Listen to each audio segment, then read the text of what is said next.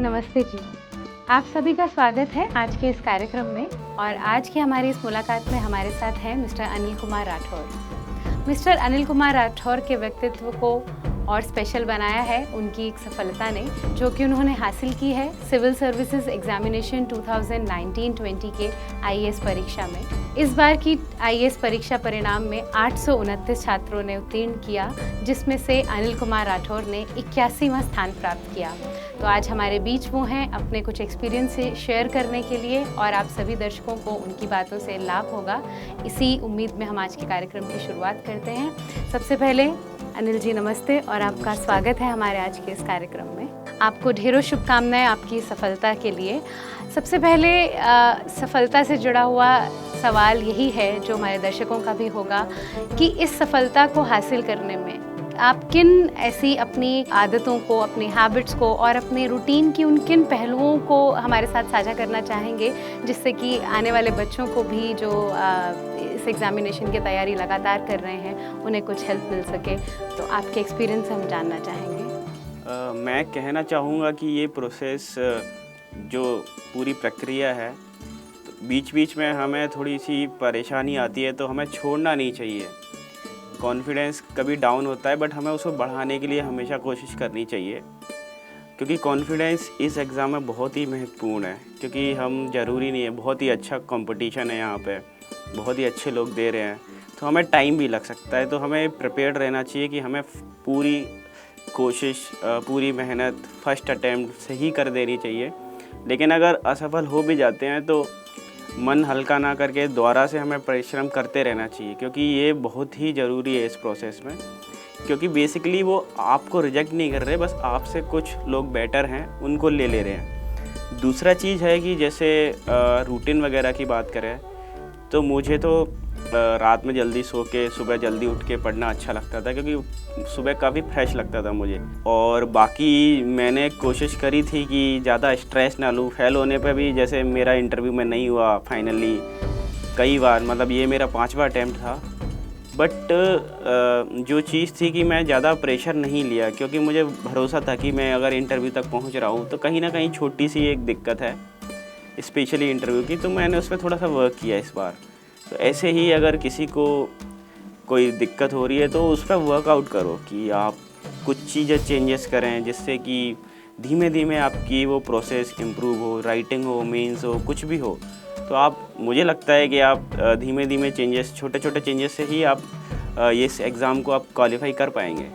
जी, ये बहुत अच्छी बात सामने आई है कि जो आपने क्लियर किया है कि रिजेक्शन नहीं है मगर सिलेक्शन नहीं हो पाया है। तो वो सिलेक्शन और रिजेक्शन के बीच के उस डिफरेंस को समझ के कंटिन्यूस मेहनत करना ही एक बहुत इम्पॉर्टेंट एस्पेक्ट है या एक इम्पॉर्टेंट टिप है जो आपने हमारे स्टूडेंट्स के साथ या दर्शकों के साथ शेयर किया। दूसरा चीज़ हम ये भी जानना चाहेंगे, आपका ऑल थ्रू आप एक स्कॉलर और एकेडमिक स्टूडेंट ही रहे या आपने किसी एक क्लास के बाद आपको इस तरफ का रुझान जो है आपने पकड़ा?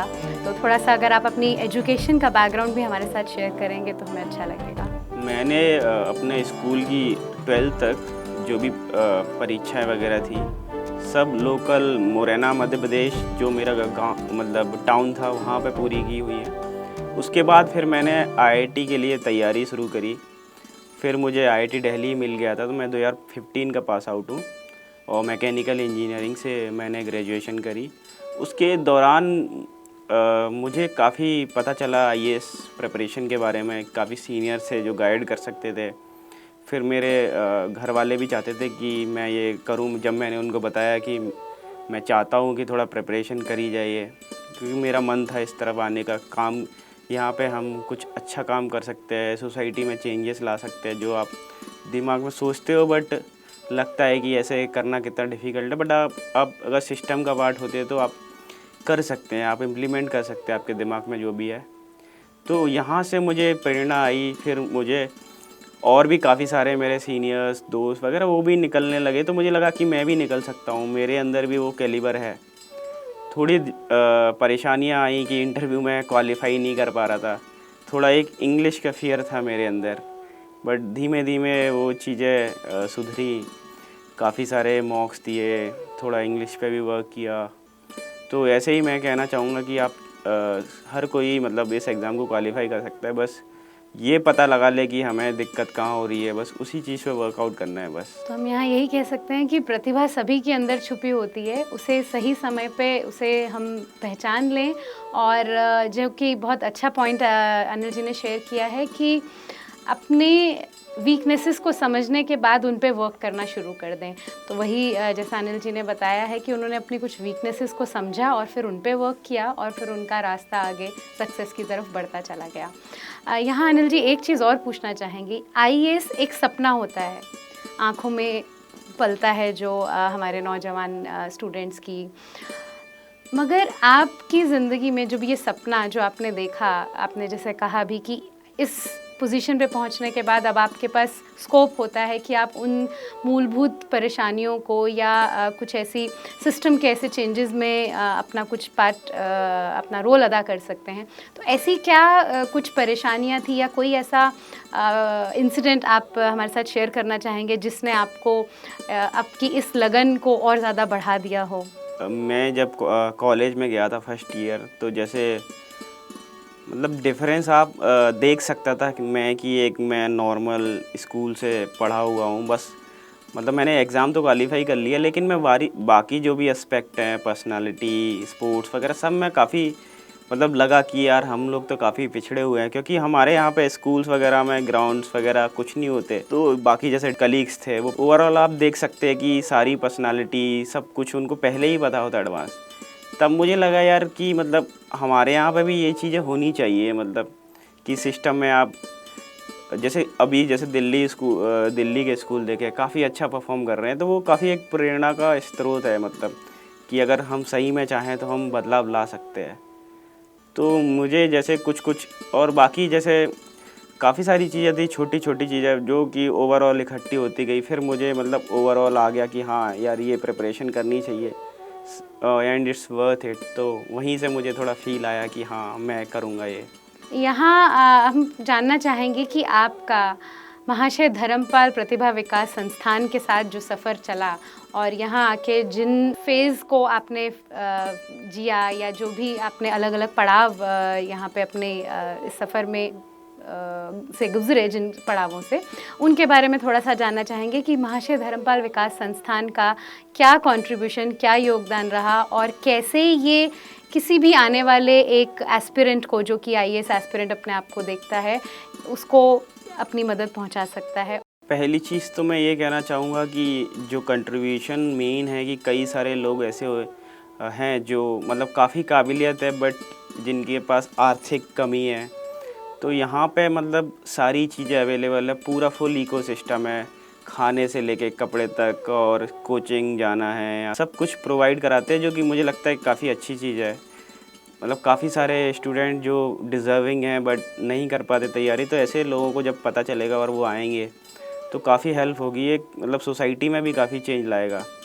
जैसे कि मैंने यहाँ पर रहते हुए देखा कि महाशय जी काफ़ी सारे स्कूल्स वगैरह चला रहे हैं, जो कि वहाँ के जो बच्चे हैं, इवन मतलब आसाम वगैरह हो गया, एमपी हो गया, जहाँ ट्राइबल स्पेशली जो नहीं पढ़ पाते, उनको इकोसिस्टम नहीं मिल पाता, तो ये काफ़ी अच्छी चीज़ है। और ये वर्क मुझे लगता है कि इस सिविल सर्विस के फील्ड में भी मतलब थोड़ा सा तो इम्पोर्टेंट था ही, ताकि सबको अपॉर्चुनिटी मिले। क्योंकि जो लोग ग्रास रूट से कनेक्टेड है, वो ही जब वहीं पे जाएंगे और काफ़ी अच्छा काम कर सकते हैं, क्योंकि उनको लोकल नॉलेज वगैरह सब होगा। तो इस हिसाब से बाकी मेरी जर्नी में भी यहाँ पे काफ़ी इंटरव्यू के लिए मॉक्स वगैरह लिए, थोड़ा थोड़ा मार्गदर्शन मिलता है। क्योंकि मुझे तो यही मानना है कि आपके एक पॉइंट पे अगर कोई सही बता देता है और आप उस लाइन को पकड़ लेते हो, तो काफ़ी चेंजेस अपने आप होने लगते हैं धीमे धीमे। और भी मतलब यहाँ पे इकोसिस्टम था, बच्चे थे पढ़ने वाले, साथ के प्रिपरेशन करने वाले, उनके साथ भी आप क्वेश्चन पूछते हो, मॉक के हिसाब से प्रिपेयर करते हो, तो हेल्प तो हो ही जाती है। क्योंकि 2-3 लोग तो चाहिए होते हैं कम से कम, कि जो आपसे क्वेश्चन पूछ सकें, आपको आइडिया दे सकें, कुछ इंपॉर्टेंट अगर न्यूज़ में आ गया जो आप भूल गए वो बता सकें।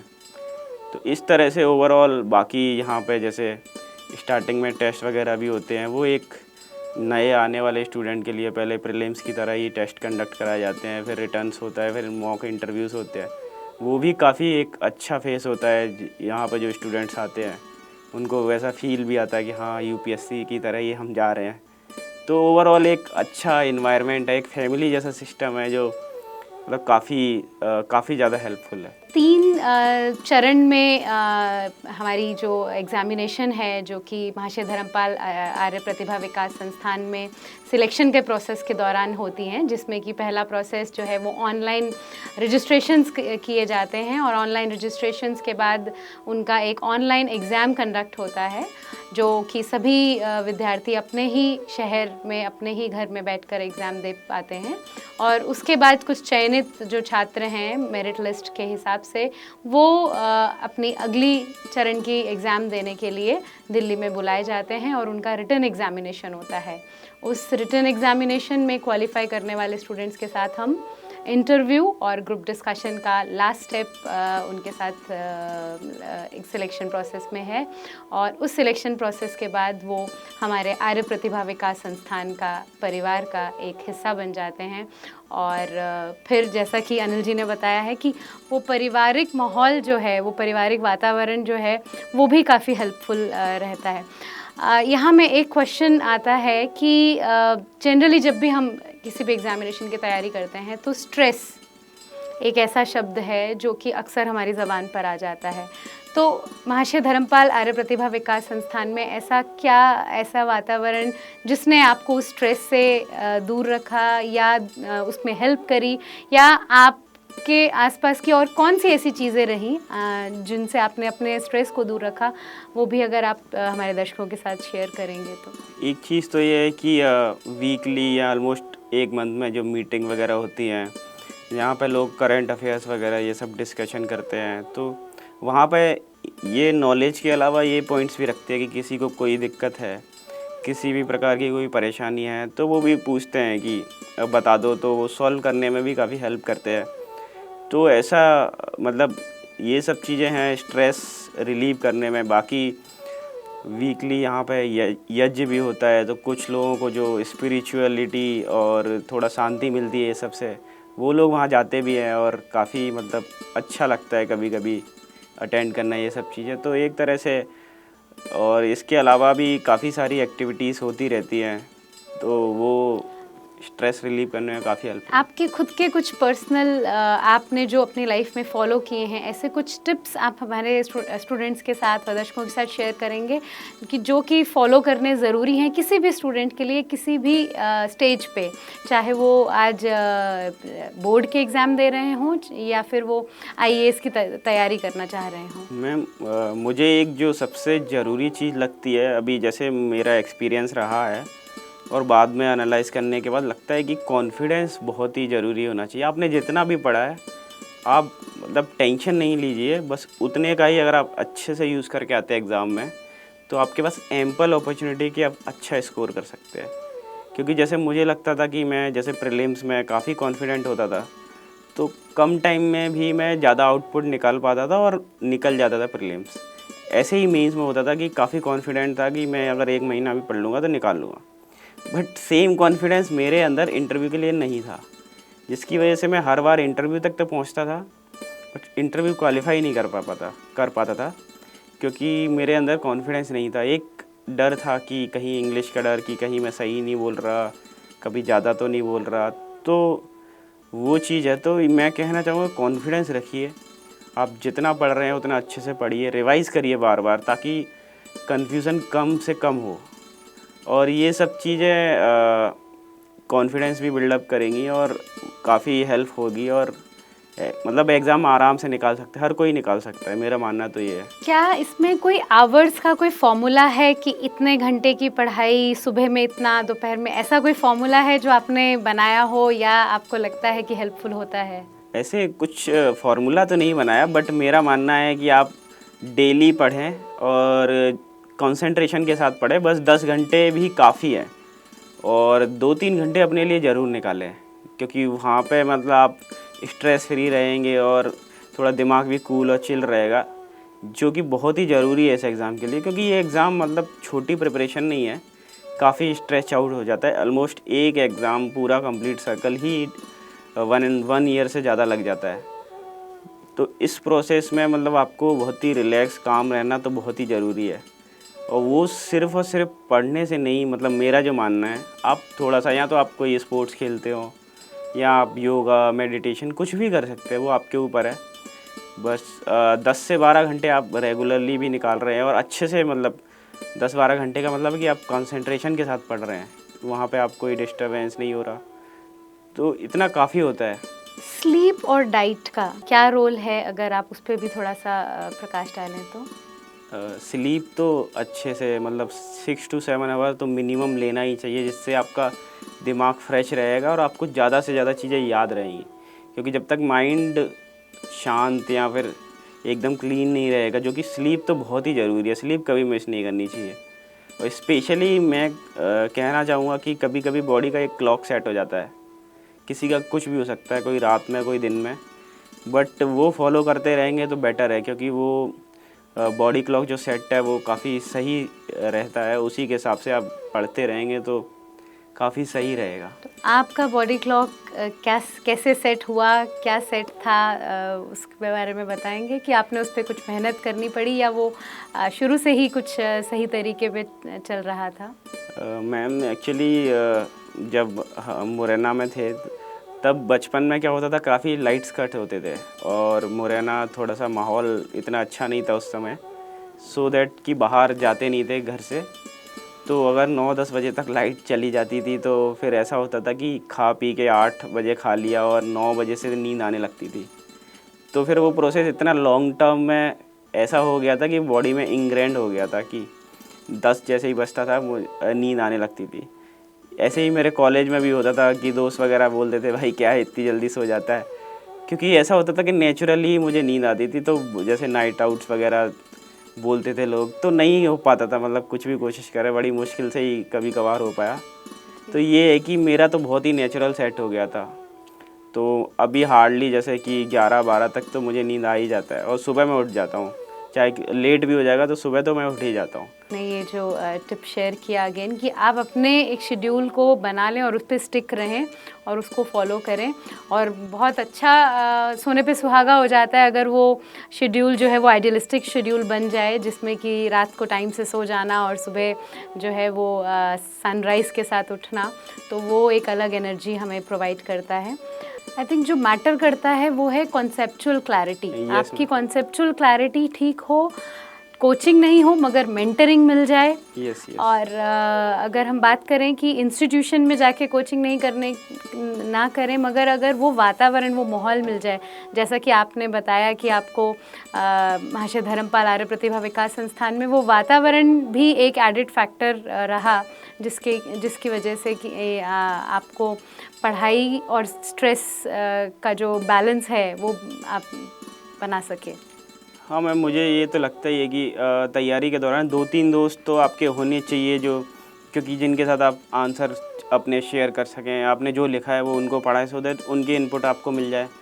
आप कोई गलती कर रहे हो तो वो गलती ना हो, वो आपको करेक्ट कर सकें, आप उनको करेक्ट कर सको, तो इससे भी काफ़ी लर्निंग होती है। तो ये माहौल का तो होता ही है बात कि आप सही माहौल में सही लोगों के साथ रहेंगे तो वो पॉजिटिव इफ़ेक्ट आता है। एक सवाल आखिरी आपसे ये है कि आईएएस परीक्षा या आईएएस की ये पोजीशन कितनी इम्पॉर्टेंट है देश के निर्माण के लिए, और आप हमारी यंग जनरेशन के लिए, हमारी यूथ के लिए क्या एक ऐसा मैसेज देना चाहते हैं कि इस पर्टिकुलर सर्विसेज को या इस पर्टिकुलर फील्ड को वो किस नज़र से देखें और उसको लक्ष्य बनाने के बाद फिर उसके लिए किस तरह से चलना शुरू करें? इतनी भी गवर्नमेंट में या फिर प्राइवेट, सबका एक अपना रोल है नेशन बिल्डिंग में, बट स्पेशली जैसे आप आईएएस की बोल रहे हो, तो जैसे एक डिस्ट्रिक्ट में डेवलपमेंट के लिए काफ़ी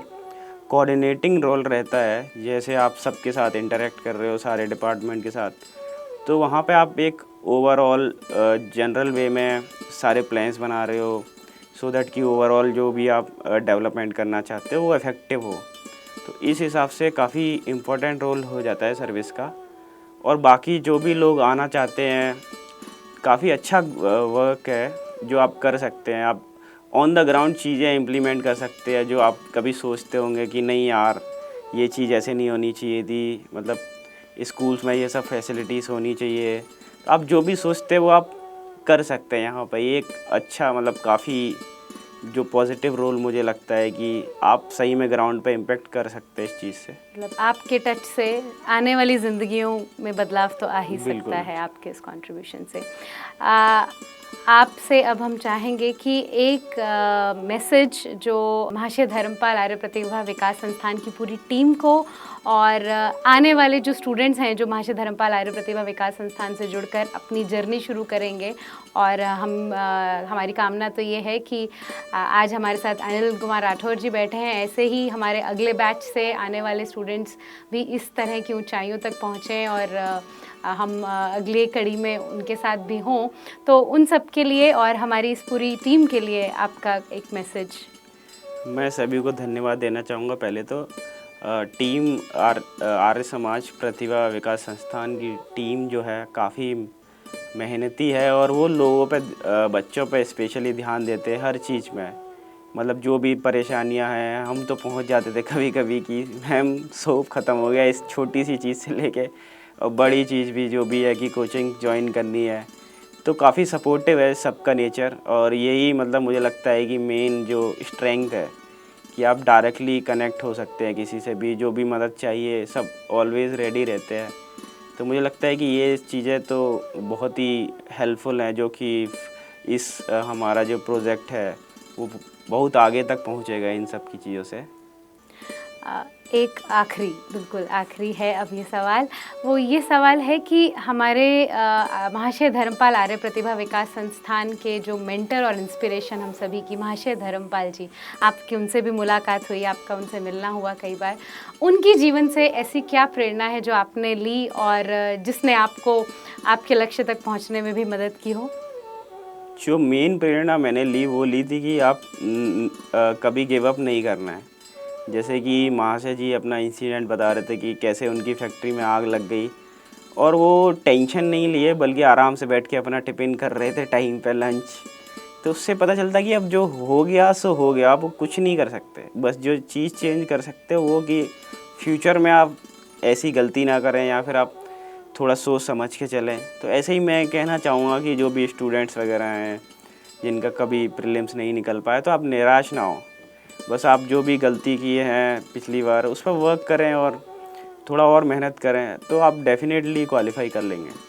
अनिल जी, आपका बहुत बहुत धन्यवाद आज के इस कार्यक्रम में हमारे साथ जुड़ने के लिए। और मुझे उम्मीद है दर्शकों को आज का ये कार्यक्रम काफ़ी पसंद आया होगा और हमारे स्टूडेंट्स जो इस कार्यक्रम को देख रहे हैं उन्हें काफ़ी टिप्स ऐसे मिले होंगे इस बातचीत से कि किस तरह से उनकी आंखों में चल रहा आईएएस बनने का सपना अब सपना न रहकर हकीकत में जल्दी ही बदल सकता है। इन छोटी छोटी टिप्स को ध्यान में रखते हुए कि परिश्रम करें, मेहनत करें और निराश ना हो, हमेशा आशावादी बने रहें। इन्हीं सब टिप्स के साथ और इन्हीं सब सुझावों के साथ आज के इस कार्यक्रम को यहाँ पे समाप्त करते हैं। हमें आशा है कि आज की दी गई इन जानकारियों से और अनिल जी के एक्सपीरियंस को हम सभी भी अपनी ज़िंदगी में उतारेंगे और स्टूडेंट्स जो हैं वो अपनी सफलता को जल्दी ही प्राप्त करेंगे। सभी का जुड़ने के लिए धन्यवाद।